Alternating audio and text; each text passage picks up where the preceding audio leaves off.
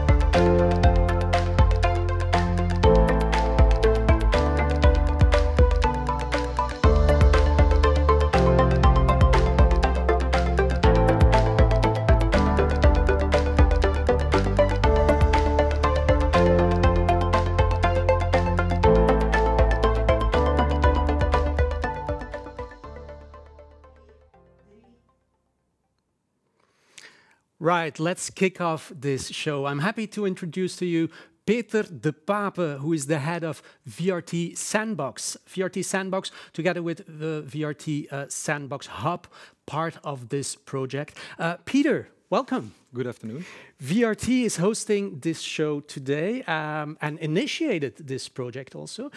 Why was this so important for the Flemish public broadcaster? Well, it's an open door, of course. Media is changing very, very quickly, extremely fast. The competitors coming from the United States, from China, if you look at Facebook, Google, TikTok, Clubhouse, to say some. So what we think is in that big change that we make, that startups play an enormous role, an important role.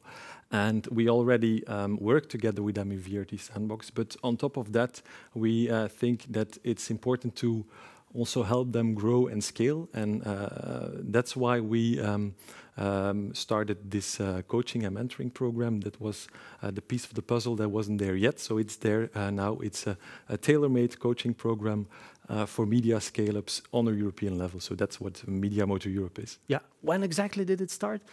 1 year ago. 1 year ago. So yeah. You had one real kickoff meeting here in Brussels, right? Maybe we have some pictures of that.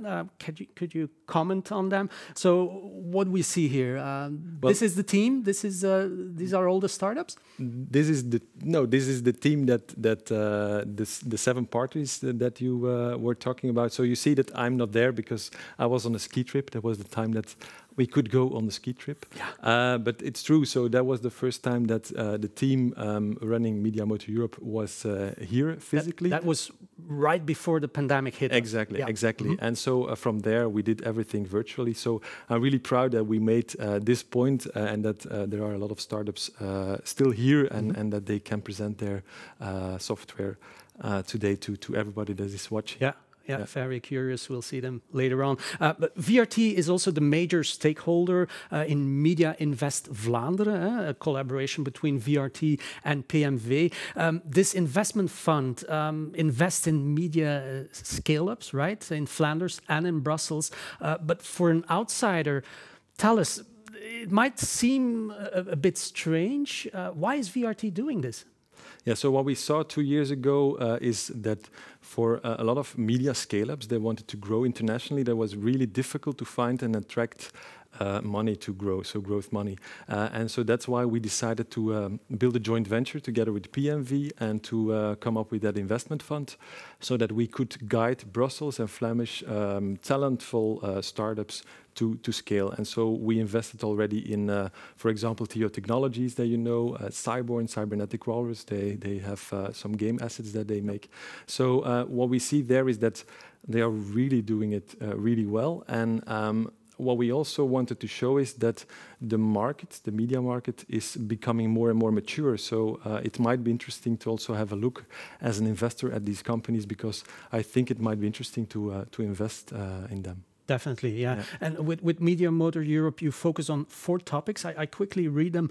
It's data-driven media 4.0 market, accessibility and inclusion for people with advancing human-machine interaction, and one of my personal favorites, fight against misinformation and fake news. Why are these topics so important for VRT as a public broadcaster? So we are part of the network Sandbox Hub, which is a network of about 20 commercial and non-commercial media broadcasters, media companies. And what we did there is a benchmark what are important topics for the most media players as of today. And of course, there are some different focus points, but I think that these 4 points are, or topics are really things where we have to work on the coming year, 2, 3 years ahead.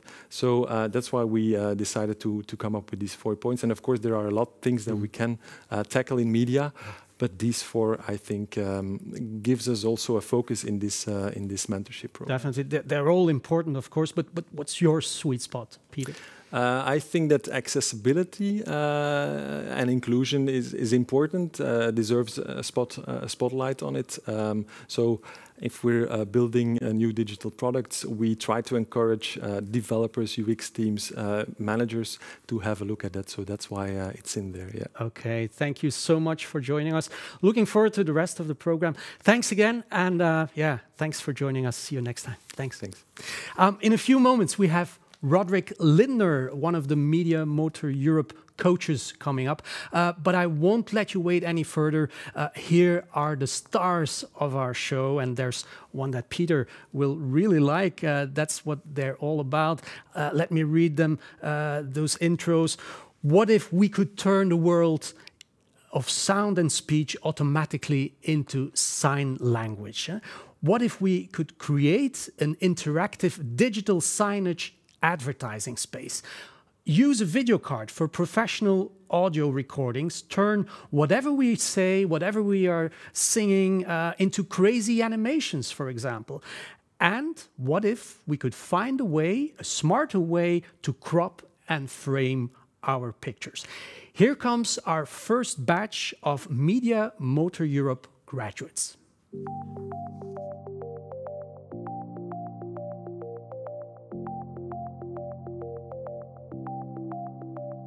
Hello everyone, I am Talat Can.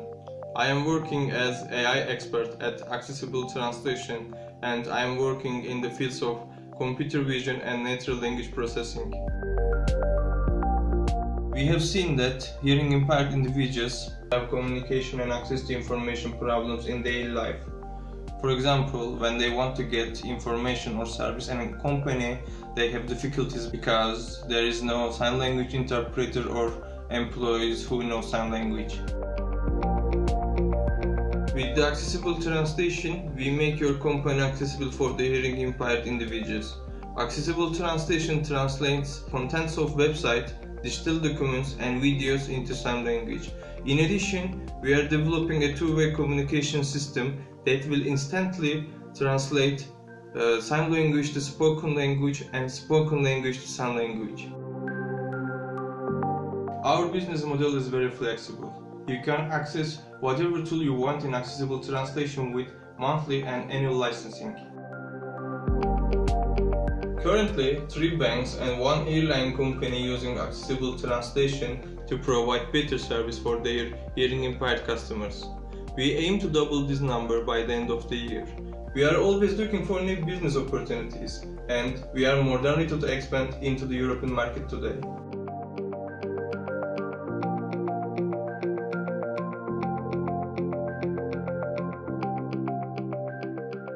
My name is Michael Fiorentino. I worked at Yahoo.com and as a director of marketing at an interactive video company. Consumers are overwhelmed by the amount of content provided.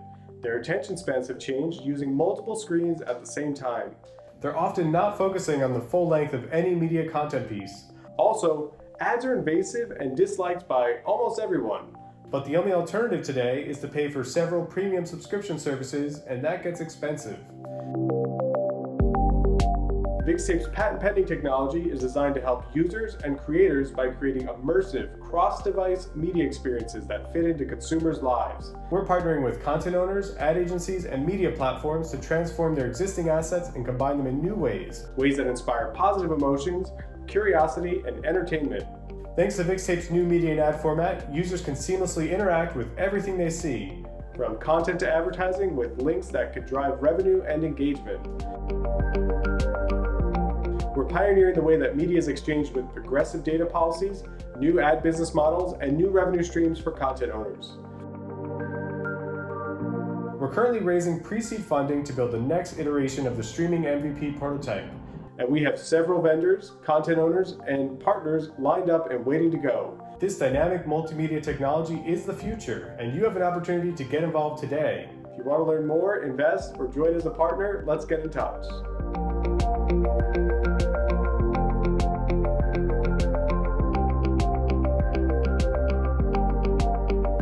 Hi, I'm 𝗚𝗍𝗨. I'm a co-founder of GPU Audio. Together with my teammates, we run a company that leverages the limitless power of graphics card for pro audio use. The sound production industry has a pipe dream of unlimited power, instant results, and creative freedom. So-called bedroom producers want to lower their audio processing costs, recording studios want faster rendering and more plugins, and live musicians want low-latency sound effects. We provide it all as a solid solution. We built a technology that unlocks a graphics card for pro audio use. Using it, we create high-quality audio effects for studios and live musicians, so they can work at low latencies and get instant results in heavy audio projects, even over a conventional wired network. We plan to collaborate with pro audio brands to build GPU-powered products with our SDK. The result products will target that brand's audience with the best possible match. We see this B2C through B2B strategy as win for all.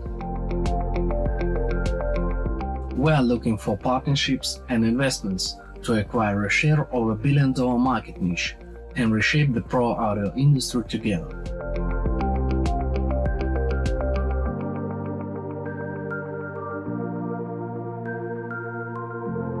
Hello everybody, my name's Gordon and I'm the CEO of Anything World. I'm surprised you haven't heard of me, to be honest. We've combined natural language understanding to use voice and messaging to request whatever you want, and access to open source 3D objects, or more specifically Creative Commons remixable 3D objects.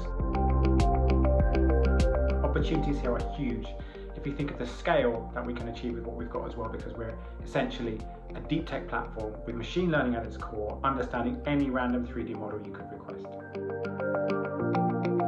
The possibilities here we feel are endless for virtual concert experiences that are dynamic and not pre-generated or predetermined. We have over 1,000 subscribers on our platform now, building out wild experiences, and yeah, we're so excited to see where this goes, and in combination with the music industry, this could go anywhere.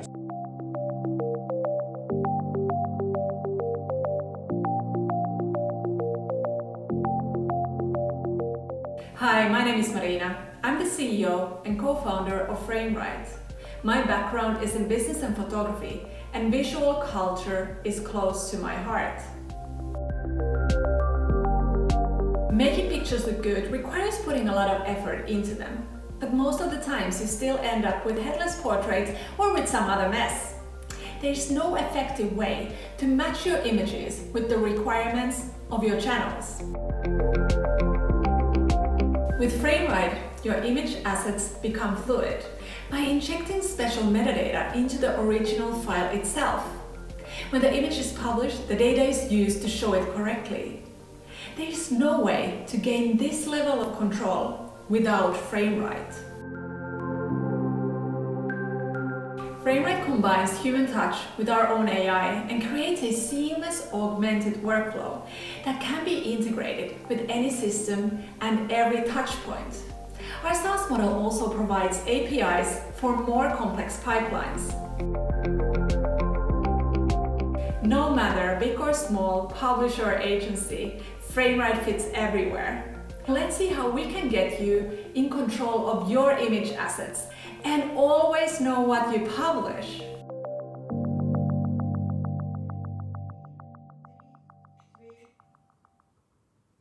Beautiful. Our first 5 startups. Stay tuned because you can contact them later on after the show in the networking event. MediaMotorEurope is all about coaching and mentoring, of course. Roderick Lindner is a die-hard coach, and he knows what it takes to coach the big ones, the big corporates. But as tech stars, started at KBC and IMEC iStart alumnus, he also knows what it takes to help the small. Welcome, Roderick. Yeah, how are you? Yeah, very good. Yeah, tell me, why did you say yes to MediaMotorEurope? I like the fact that they focus on one vertical. As you said, I'm quite aware, and I spent a lot of time the last decade working with startups and scale-ups. But focusing on one scale-up on one vertical is important. It attracts better startups, specialized mentors, and it brings a lot of value in the networking. And I've noticed working through all those accelerators that working on a vertical brings more success. The survival rate is better. Sales get accelerated a lot more, and targeted funding helps. You attract the better partners. Plus, I appreciated the fact that we get a lot of time working with the startups. Sure. And as a non-media expert, which I am, more a startup veteran, you offer a lot to the startup teams, a good amount of diversity. So that's yes to MMA. Okay, yeah. One of the startups sent us a video, and yeah, shall we have a look at it right now? Please show it.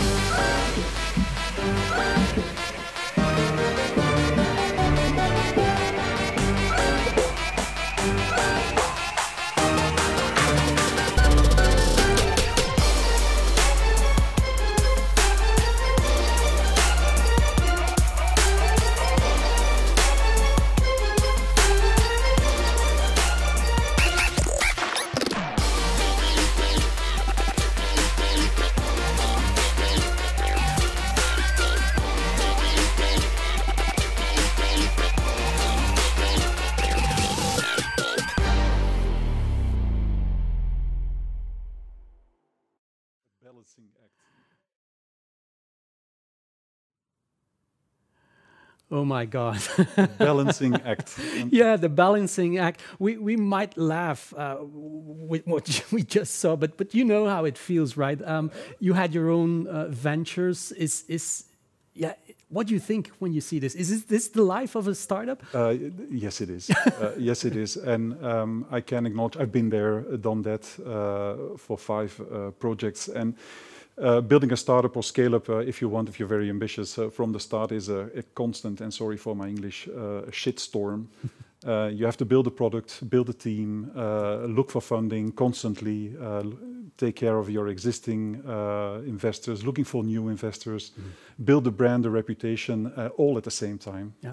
What's the secret sauce then for a startup? The secret sauce is taking care of that constant hustling, which is very stressful. Get a good coach, build a team of advisors that help you along the way. It will give you a lot of comfort along that very lonely road to the top. Sure, but how can you, as a coach, as a mentor, make a difference, especially in the situation we are in today in this pandemic? Pandemic crisis, Corona crisis, COVID-19 gave us a lot of challenges, and I was afraid of it. I'm a coach, a full-time coach as a professional. We learned to adapt to new ways of working. And it changed the way of coaching in a way. In what way? We have to be a mirror. We have to share our experience. and sitting around the table, maybe old school, and builds projects. But the shorter sessions, the shorter feedback sessions surely helped to give quick feedback. But moreover, it keeps momentum going. And very important for a startup and scale-up, if you want to succeed, keep your momentum going. If you stop and the ball stops rolling, then it's game over in many cases. Is it more efficient then these days? I think so. I think so. I must say that a great year, in fact, shorter sessions, but I had a lot more done, and I spoke to a lot more teams during this last year than I did in a normal situation. So more efficient indeed. Yeah. What advice would you give startups who are watching at this moment? Because, you know, not all of them made it, of course, and we lost 3 startups along the road. Yeah, 3 out of 20. We have 17 people that made it through the program. That's a fantastic number. It's a huge success to be able to sign up 17 at the end of the program. For the teams at home and teams watching, I brought 6 tips. That's why I have my notes, because 6 is a lot. Please reveal. No, talk about the exit at the start. It seems a bit strange, but align your company goals, your vision at the start, so that all the founders and the basic team is on the same page from the start. Right. Very important. Second thing, and it's a big adagio, as we say in Dutch, be intellectually honest, always, about each other's talents, flaws, roles, responsibilities, in order to avoid a company crash or frustrations on the long run. Talk about it as much as you can. It will avoid crashing your company, as said, or founder issues. Interesting. Third one? Yeah, third one, before we go to the third one, the inventor or the startup founder is not always the best CEO. It's an important tip. A third one, get out of the building. It's been said, it's on many walls in startup accelerators. Get out of the building, test, validate your biggest assumptions first, price, product, features, in order to make sure that you're building the right product for the right people. Fourth, mental health. Take care of your health, your mental health. Very important. Luckily, many, so not all of the accelerators spend time on your mental health. Sprint when necessary, but we all know that building a startup scale-up is a marathon. Yeah. Listen to your body very carefully. About funding, start funding when you do not need funding. A good tip, build relationships with your investors. They will trust you more and you will get a better deal when you need it. All right. Yeah. And last but not least, I am a big fan, a big supporter of diverse startup teams. Women in tech, there's a lot to be done on that. Female entrepreneurs, luckily we saw a couple of startups with female entrepreneurs and founders, but more cultural diversity, different backgrounds, different talents within the team is absolutely crucial to make it and to be more successful. Is that what you would focus on if you could take this program to the next level? More diversity, is this the most important thing? Yeah, more female founders. That's a tip for the people if they select more startup teams in the future. Second, more female coaches. I think we have a couple, 2, 3 within the MME program, which is not enough. I think the program needs more support because it rocks. Okay. Yeah. Okay. Great message. Thank you so much, Roderick, for joining us. My pleasure. We got the message, and hopefully they will get the message too. Coming up next is Dr. Christine van Damme, a lady. But first thing first, our second batch, of course, of startups is ready to be launched. Here is one for Roderick, quickly reading them for you. Diversity and equality in the media. Seeing is believing, of course. And these robotics will give you grip on your movement. Map your stories and bring cities to life. And what if you could free up time and be creative? This sounds promising, don't you think? Well, here they come.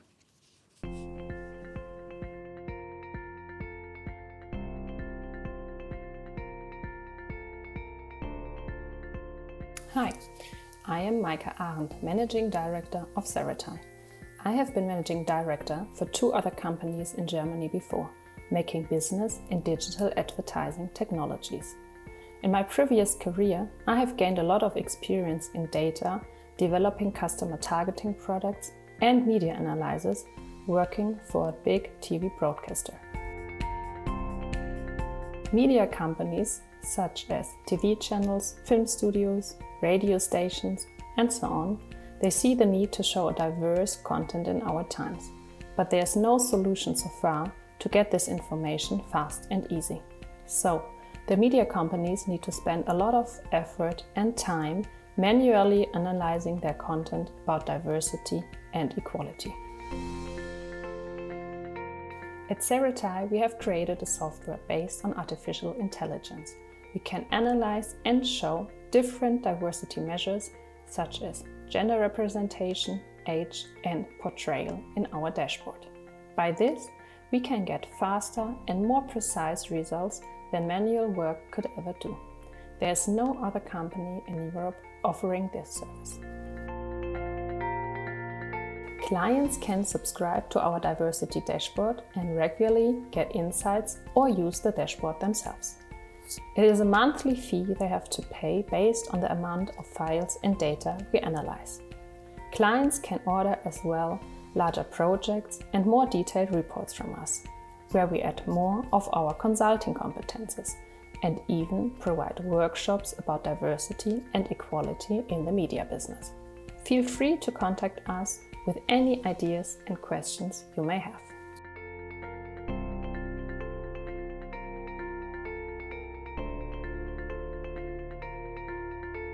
Hi, I'm Altan Doyran. I'm the CEO and co-founder of 𝗏𝗏 Technologies. I'm a visual and communication designer, and I'm also academic in visual and communication design. I have 12 years experience in filmmaking, documentaries, and commercial films. There is always human factor involved into the production process on the set. Due to human error, none of the shots can be repeated, or it is impossible to create perfectly smooth motion with continuous in and out. On the other hand, it's not possible to create multi-axis sliding shots with continuous tracking. Current solutions are not suitable for all camera types. They don't have enough improved integrated UI/UX solutions, and they only give support for basic camera motions. Shareable motion preset creation, downloadable and instantly applicable presets for motion controls, cloud-based structure for our motion makes our system portable and non-location based. Target motion control motorized precision camera control units avoids human factor and creates smooth, repeatable motions for countless repetitions. Modular design units give freedom to our users by creating his or her unique solutions for specific needs. We are going to sell our hardware through online stores, wholesalers, retailers, and resellers, both in US and European market. We can sell our products through our website, especially to our B2C target customer segments. We are already working with directors and content creators. Next month, we will be part of Porsche, Lamborghini, and Ducati's commercial films. At the end of March, our products are going to be used in projects with Vogue magazine. We will launch our products in the US market at the end of March. We are looking forward to opportunities for European and US markets.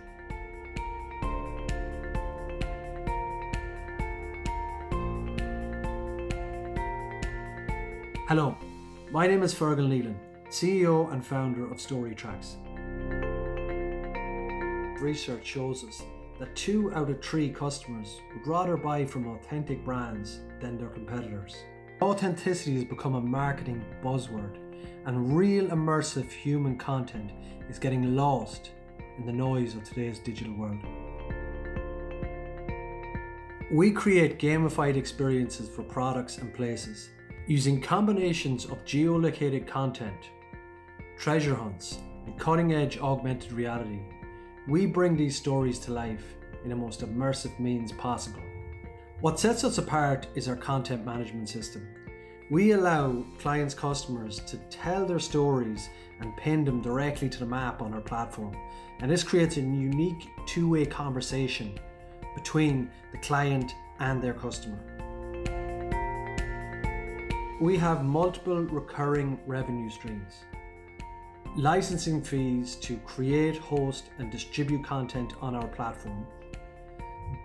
2, build fees to replicate our platform in a client's brand colors. And 3, our Treasure Hunts provides a unique reward coupon system, and we take recurring royalties on these coupons. Our award-winning technology is market tested and ready to scale. We are seeking a €250,000 investment, which will be matched by the Irish government.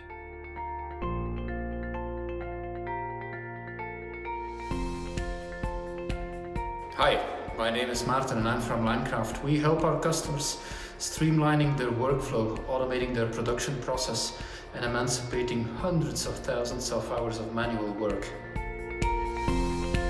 Limecraft runs in the cloud. Producers and post facilities of all sizes use Limecraft to store and securely exchange their dailies, transfer shot list backend for post-production, share material for review and approval, and automatically create subtitles. Artificial intelligence can turn the spoken word and images into frame-accurate content descriptions, allowing you to create more content faster. However, artificial intelligence needs to be handled with great care. Never leave AI unattended. We help you setting up the workflow, train the models, and avoid unpleasant surprises in production. We don't ask for an upfront investment. We charge for our services by the minute and you pay as you go, regardless the number of users or the size of your production. While lockdowns have disrupted producers across the globe, we should not forget necessity is the mother of invention. In fact, as a producer, you might have a great time. Video-on services allow you to distribute globally. AI was never more intelligent, and cloud services make these available to all. If you're ready to move forward, check www.limecraft.com.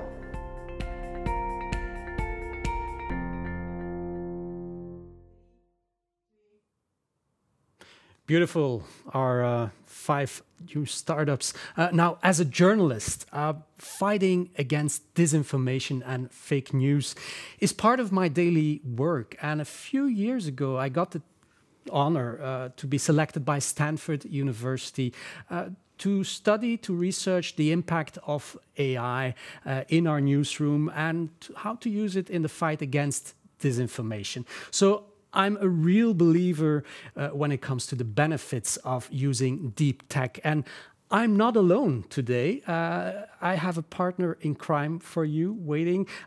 Christine van Damme is a doctor and communication scientist at 𝗟𝗏𝗏 University of Applied Sciences in Ghent. And she's also a lecturer at Ghent University.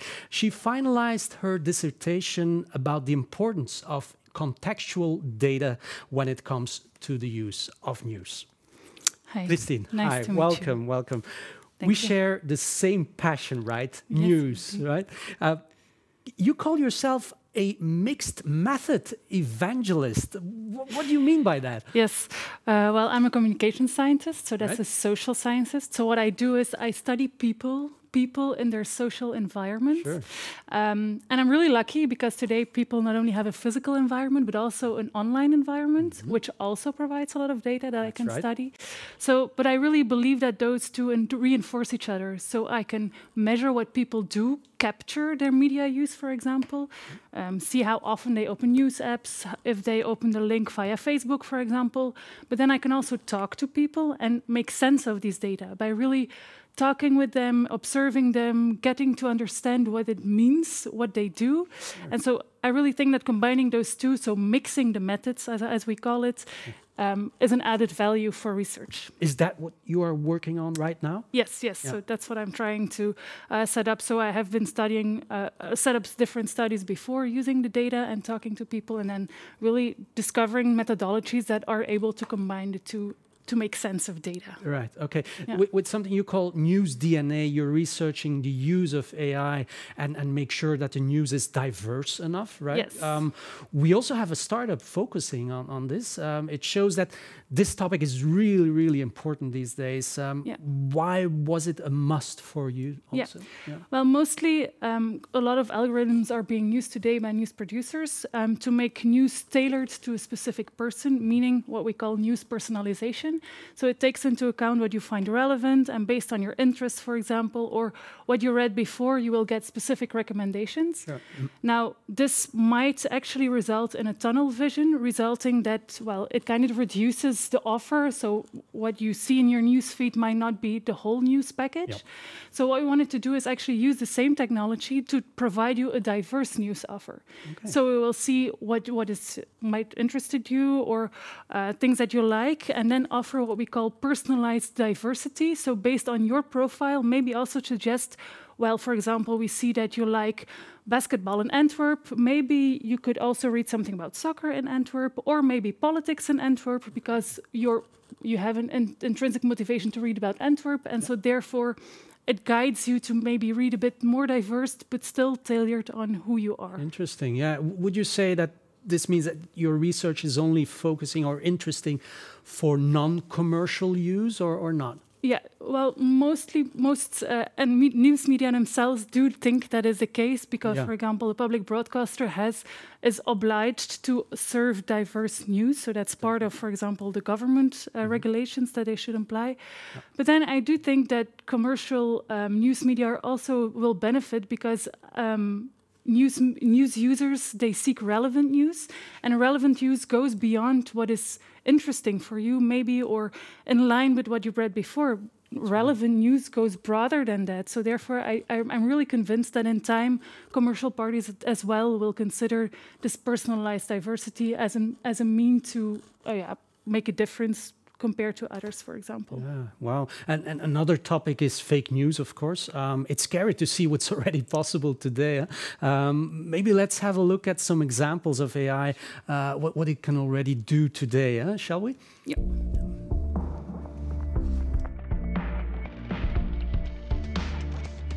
خصك باش تصاوب واحد الطاجين، خصك بزاف د الحوايج. خصك واحد الطاجين، اللحم، البطاطا، الخيزو، البصلة، الثومة ومازال شي حوايج.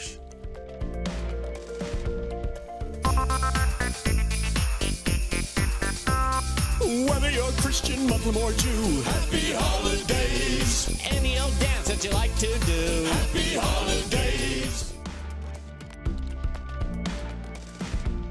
Je voulais remercier chacun qui, à son niveau, participe à la lutte contre le coronavirus.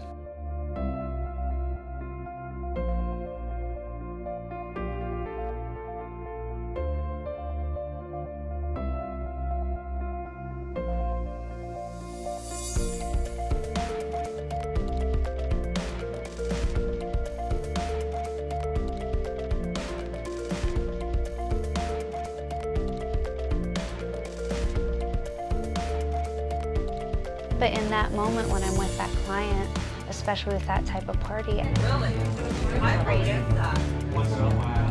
He's an artist. Every time he comes to see me, he brings me a couple of pieces, so I kind of collect them. It's really special.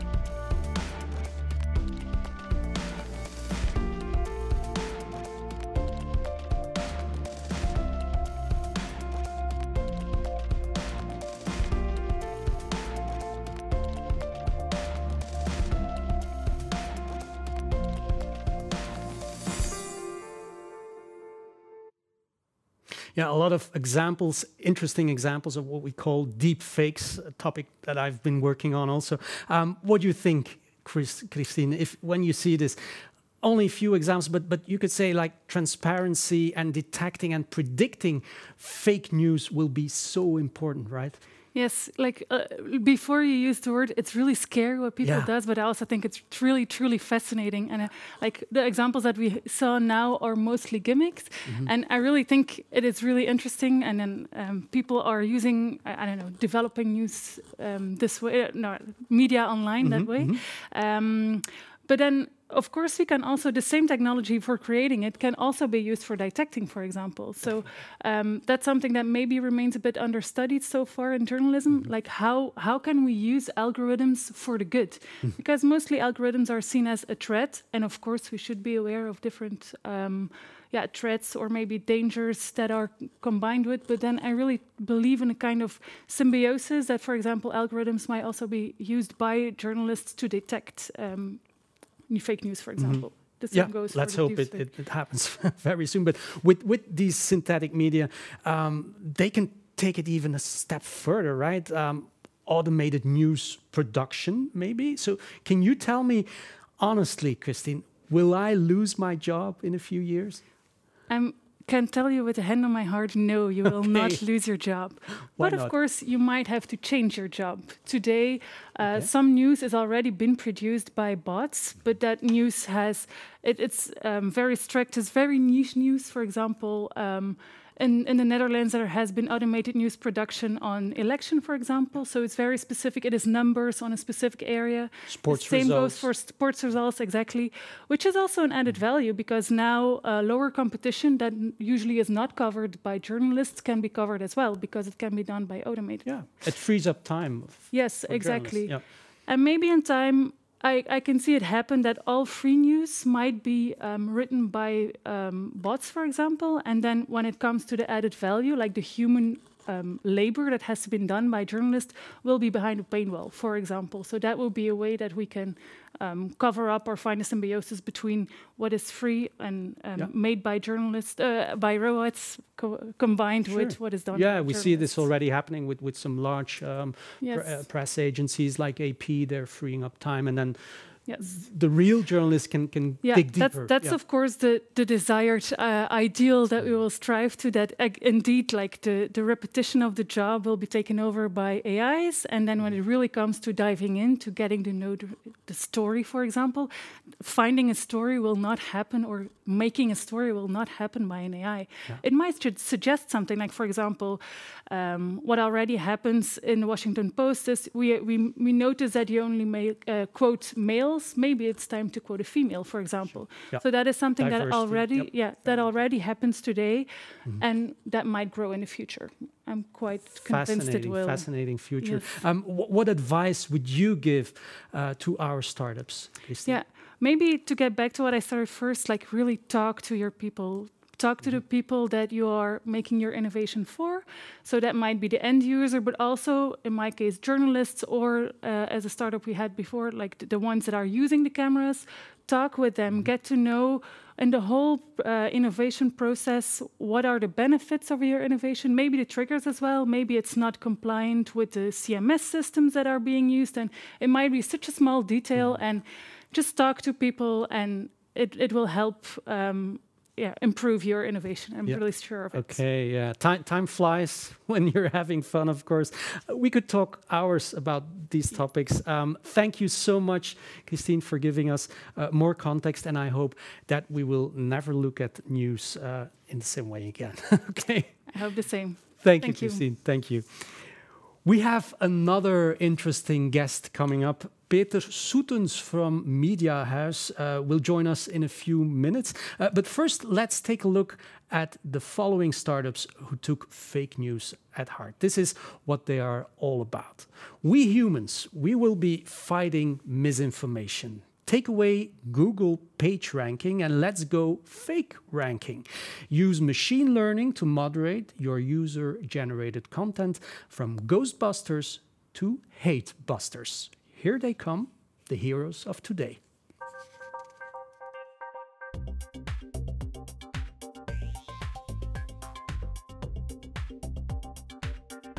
My name is Patrick Jorde and I'm the co-founder and CMO of 𝗏𝗏.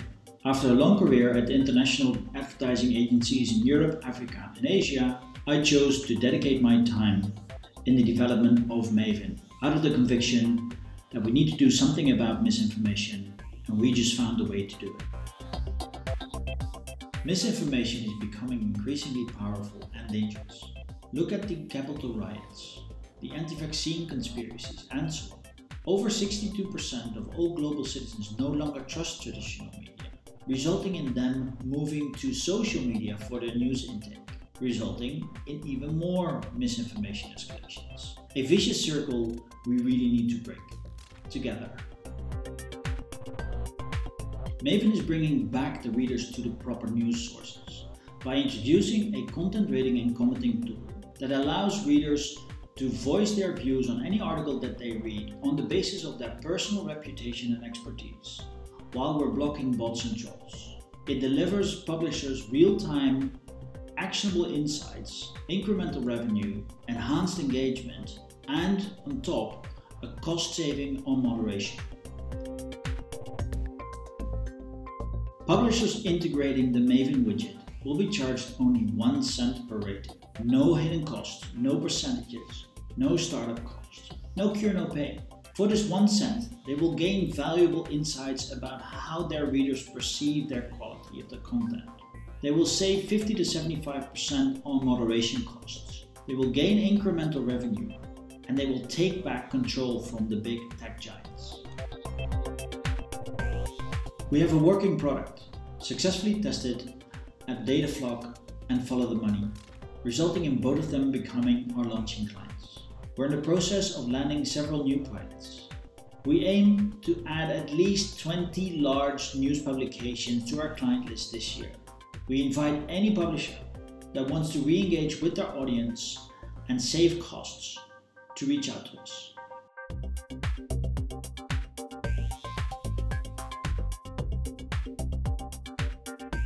Hello, I'm 𝗠𝗏𝗪𝗏, research scientist and co-founder at 𝗙𝗏𝗪, where our team develops fake news detection technology. Did you know that 80% of misinformation is fueled by advertising money? At 𝗙𝗏𝗪, we help brands avoid this harmful content while turning off the money tap to the bad actors. To do that, we developed the FakeRank algorithm. You might remember Google's PageRank, which helped to fight search spam. FakeRank is like PageRank for fake news. It combines deep transformer models with unique psycholinguistic features we developed to achieve 90% accuracy. Advertisers can access the FakeRank API with a monthly subscription to keep their brand safe.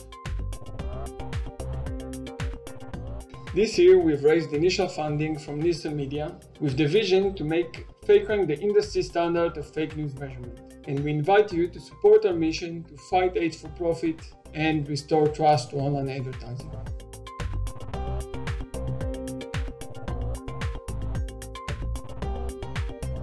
Hi, my name is 𝗔H𝘆𝗁. I am the CEO and co-founder of TextGain. We are an artificial intelligence spin-off of the University of Antwerp, and we develop natural language processing technology to automatically detect hate speech and disinformation on social media. As a media company, having your audience comment on your content is a great way to keep them engaged. But keeping those comments free from toxicity and fake news is a huge endeavor. Failing to do so is very likely to hurt your brand. At TextGain, we have the technology to automate the task of user-generated content moderation. Our multilingual pipelines based on machine learning technology can adapt to your specific moderation needs and help keep your brand safe with a minimum of human involvement. We offer our services in an API-based subscription model that integrates easily in your existing infrastructure. But we can also provide easy-to-use front-ends that automatically learn from human interactions. Our technology is currently available in English, German, French, Dutch, Italian, Spanish, Danish, Arabic, and Greek, with many more languages on the way. We are very eager to work with media companies to help foster healthier discussions on social media.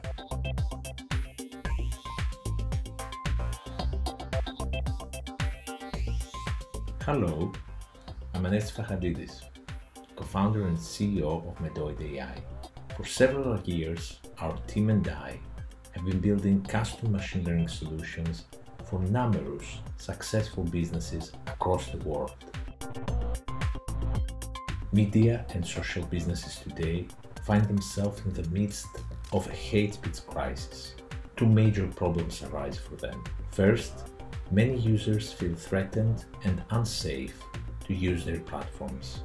And second, new legal frameworks impose sanctions if media businesses do not moderate new hate content within, in some cases, 48 hours. We put our machine learning expertise to good use. With our platform, 𝗏𝗍𝗏𝗏, we aim to develop the most advanced hate speech detection and moderation platform today, backed by a vibrant community of volunteers, 𝗏𝗍𝗏𝗏, that actively flag hate speech content through our portal and social media. We build and train the models that will make moderation easy for you. We offer easy access to our hate speech detection API through a flexible pay-as-you-go subscription.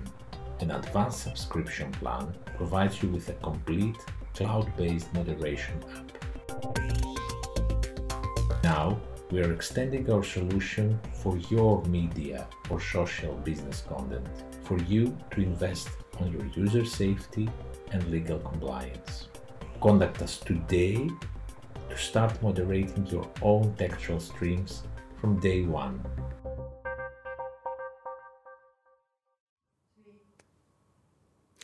Interesting, right? These startups. I can't wait to use their tools in our newsroom. Now, we've covered already a lot of ground here in our show. We looked at things from an academic point of view. We looked at things from a public broadcaster's point of view, from an insider's point of view, thanks to Roderick. Now, let's take a look at how a commercial player looks at things. Let's talk to Peter Soetens from MediaHuis. MediaHuis is the story of a joint venture of two independent newspapers in 2013. They are the international media company behind a wide range of cross-media brands in Belgium, the Netherlands, Luxembourg, and Ireland recently. During COVID-19, they succeeded into closing 2 mergers and acquisitions, invested 5 million euros in an edutech scale-up, from winning international awards for Best In-House Brand Studio to Manager of the Year 2020 awards. It looks like nothing can stop them. Welcome, Peter. Peter Soetens. Hi, Tom. Thanks. Great to be here. You are the group CDO of MediaHuis, or the Chief Digital Officer, but you do feel here at home, right? Yeah. At VRT? I've worked here for 10 years. 10 years ago. As I said earlier, I've given my first presentation in this room. So what did you do then? I started in an innovation project, in fact, here. So in a combined innovation project between universities, VRT, and IMEC, which is also a Belgian company. So that was my first job, and I worked for VRT. Yeah. And it was all about data, ontologies, the role of data and artificial intelligence. So that was. So I'm still more or less in the same area, but for it's great to be here. Back. Yeah. Am I correct to say that mergers and acquisitions is a clear strategy for MediaHuis? You can close a deal, but then the hard work starts. It seems like we humans, we have a natural adversity against change, right? And the complexity of merging all this technology and so on. Tell me, how do you merge humans and technology? Yeah, it's a strategy, of course. All the acquisitions we do, and it's a big challenge. And I think it's maybe a strange thing to say as a CDO and as a more technical guy. But I think the first thing that we do is that we bring belief and confidence in the acquisitions that we do. Believe that journalism has a value, is worth paying for, and I think that's really the most important thing. It's maybe not so much rocket science, but bringing that confidence and that belief is important, I think, to get an open mind and to realize digital transformation of a company and to realize innovation. If you're confident, you try stuff, you also fail, but you move on. I think a good example is Ireland. So we bought INM, which is an Irish publisher, independent newspaper. And we haven't brought a lot of technology there yet, to be honest. I mean, technology scales fast, but not so fast as knowledge and belief. What do you do then? Oh well, we brought a few key people in who know how it works, who've done the work at NRC before, who've done the work at 𝗏𝗏𝗺𝗪𝗏. We've also brought in a CEO who worked at 𝗏𝗏𝗺 or now MediaMotorEurope Netherlands.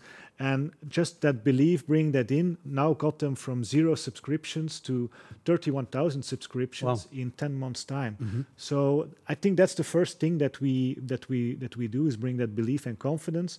And then, of course, second thing is backing that up with knowledge, with experience, with a track record, also based on data, of course, and there a bit of technology comes into play because you can underpin what you're saying with data and what you've learned in the past and how you can do it again. Sure. Then in a third stage, I think technology comes, but usually we come too late. Everybody sees us coming in and believes we're bringing all the nice, good stuff, the goodies, the technology, but I think that's only in a third stage that So speed is also not the most important thing? Speed is important, but I think, as I've said, word travels faster than technology. So bring in knowledge, bring in belief and confidence is the first thing, and that's I think the most important aspect. Correct me if I'm wrong, but you took like a 35% participation in Mathers Economics. They are quite well known for their data intelligent and predictive data analytics techniques. So tell me, were we right here at MediaMotorEurope to focus on data-driven operations? Yeah, I think so, for sure. I mean, first of all, I think important for all the companies also here today is that media technologies or media is a very interesting sector because it's a subscription business and it's a data-driven subscription business because you have a lot of information about the engagement of users. They come back on a daily basis, they consume content, you know what types of content. I mean, as Christine mentioned before, you know, you learn a lot about your readers and about your customers. So it's a very interesting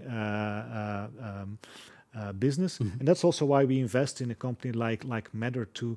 We believe that the data is crucial in creating more value for our readers and for our customers, and of course it also means more value for ourselves and for our company on the long term. So. Yeah. You experience on a daily basis how entrepreneurship works, right? What advice would you give to all our startups that we've seen already today and the next ones? Well, I'm not much of an entrepreneur myself, so this comes with a caution flag. But I think that one of the things I've learned in the past working with small startups is that there's always a risk that when you start a new company and you get your first customer and it's a big customer and who's willing to work together with you, that you sort of less drift off from your initial product vision and start to become an extended consultancy firm for that company. I think that's what I would give as an important piece of advice is stay true to your product vision somehow. I mean, yes, you can go along because you have to stay afloat, you have to keep your company afloat, but keep your focus on that product vision because in the end, that's not only good for yourself, but also for your customer. If you have a product that sells and that scales, that will also be good for your customer in the long term. So I think that's an important thing. Okay, interesting. We've seen already quite a few startups, some pitches already. Did you see anything you like specifically already? Yeah, well, a lot, but we're working with some of them already. I just saw TextGain. I know we're working with them, for example. So, I think that's... I'm particularly interested in the data-driven startups. So, and I will contact some of them after this session. So, okay, looks promising. During the network event. Yeah. Okay, you'll got a lot of competition, I'm sure. Thank you so much, Peter, for joining us this afternoon. And I would say, please stay tuned for the next batch of startups because they are all about data-driven operations and even new business models. Thank you, Peter. Thanks. Welcome. Our final guest, Clélia Twagira-Yesu, is coming up. She's the project coordinator of MediaMotorEurope. But if you think we've saved the best for last, well, it's up to you. Let me read the final intros of our startups. Throw away your wallet and let blockchain take over. Is it a dream or is it a reality? Maybe we should ask Elon Musk maybe. Monetize your video archive with new product placement. Skip the middleman and give me the money. Let's look who's talking and data will come your way. Ladies and gentlemen, here comes the final batch of our MediaMotorEurope startups.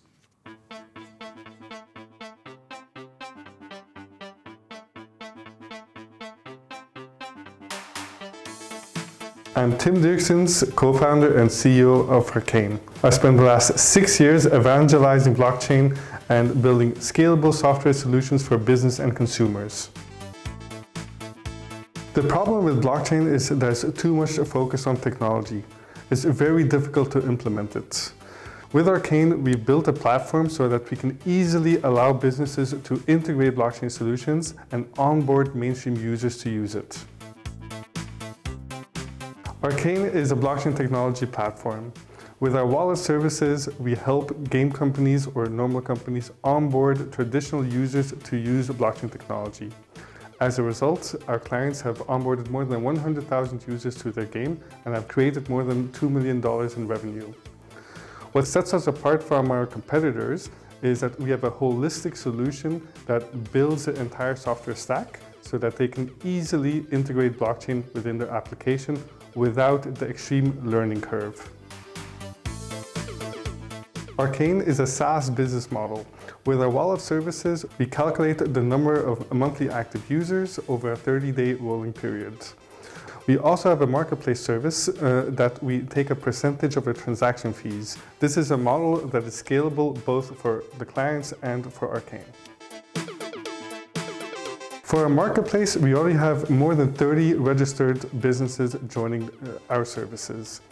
This year, we want to triple that number. We're looking for game studios, media companies that want to tokenize their digital assets on blockchain technology and where we can provide them the services so that they can scale that quickly.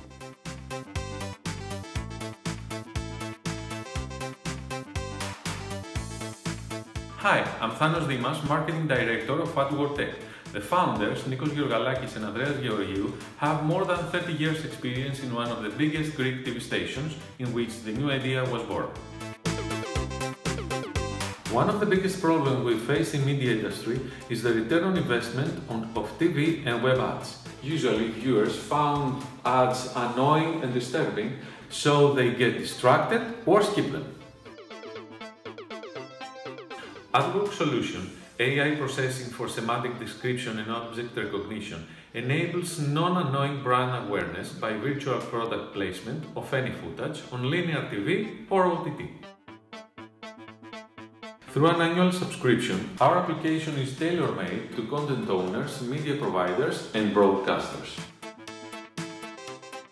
We already have one customer with which we test our beta version and we aim to be ready within the next months. We expect to immediately expand and collaborate with media producers in Belgium, Holland and Germany.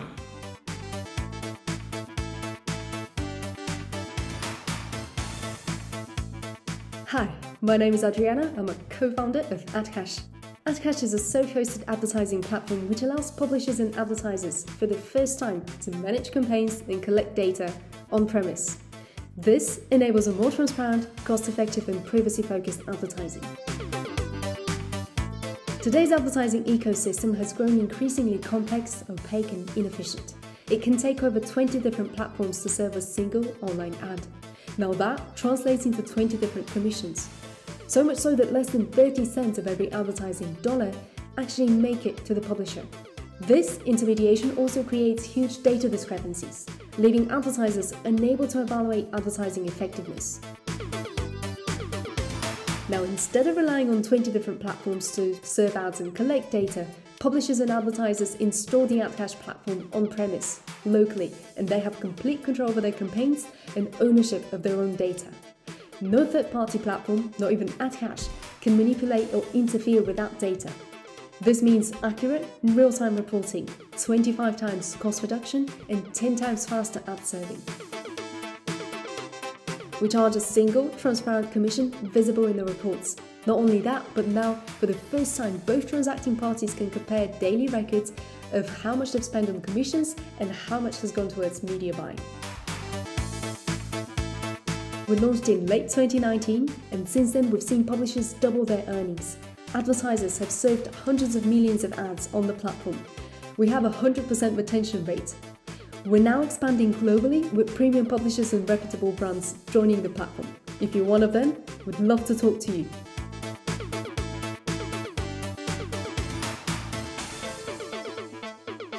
My name is 𝗚𝗣𝗨 and I'm the founder of Web64. For the last 20 years, I've been building products and services related to news, search, analytics, and social media. With an ever-increasing amount of content being created, misinformation and fake news are changing the way we perceive the world, leading people to make decisions and form opinions based on wrong or a limited set of information. We provide you with real-time analytics of what content is consumed, who is publishing it, and where it is being shared, giving you deeper insights into how news and social media is affecting the world around us. We follow a classic SaaS subscription model, where our clients sign up for monthly access to use our services. We've already launched in Norway, Sweden, Denmark, and Portugal, and are looking to expand to other European countries soon. Please get in touch to find out how we can help your business better understand the world you operate in.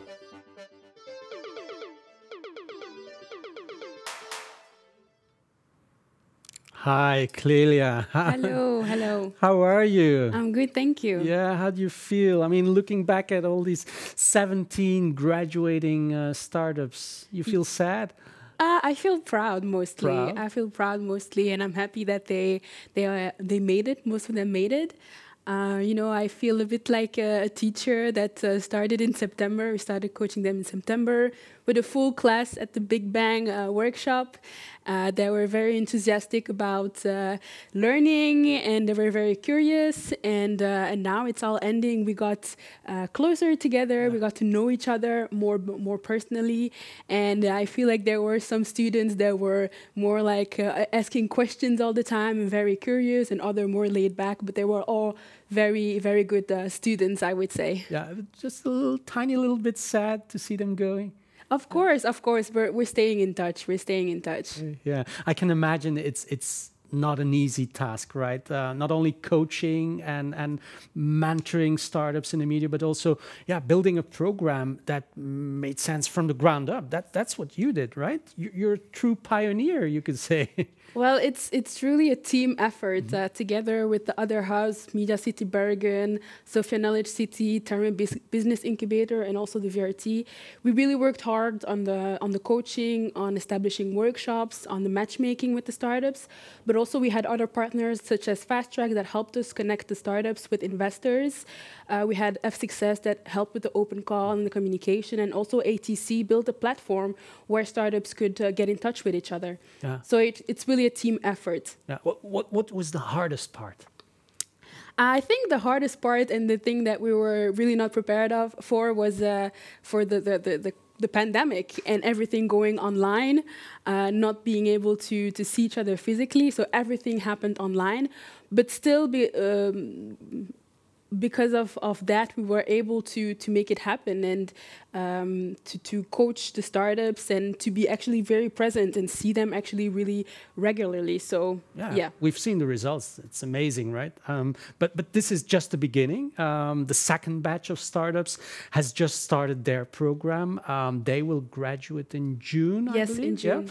Yeah? And there's already a third call coming up in April. In April, correct. That's like in 2 months. Now, why do you think media startups should definitely join in April? Well, besides the coaching program and the matchmaking, it's also a very human program, a very personal program. you know, even though we had this online thing because of COVID and everything was online, people were still able to connect and exchange and collaborate. For example, in the beginning, we started a chat room with our fake news and misinformation startups. And two of our startups started collaborating, TextGain and Maven. They started to see that they were complementary, actually, and they started collaborating. And now they will apply to another European program, Stadium, that is all about funding and integration with media broadcasters. To the next level. So yeah, they're bringing it to the next level and together. So that we're really proud of that. Beautiful, beautiful. So there's a lot happening, that's for sure. But today we're here to meet these 17 young grads. You can have the final words, Clelia. What is it you want us to do right now? So right now, what I would say is for everyone to get in touch, connect, book meetings now on the platform on Deal Room. It will be open until tomorrow midnight. So take this chance, take these opportunities. There's a lot of startups, media broadcasters, investors that are logged in. And so this is the opportunity to connect and meet. Okay, we will do it. Thanks so much, Clelia. You did a great job. This whole Tom. program, beautiful startups. We will do this right away. And now it's up to you, dear viewers. The floor is 100% yours. You can book meetings, as Clelia just explained, with our startups until midnight tomorrow. So there's really no reason not to do it. And for now, yeah, it's time to say goodbye, unfortunately. Thank you all for watching, and I would love to see you on the other side. Stay safe, stay happy, and stay in business. Bye-bye.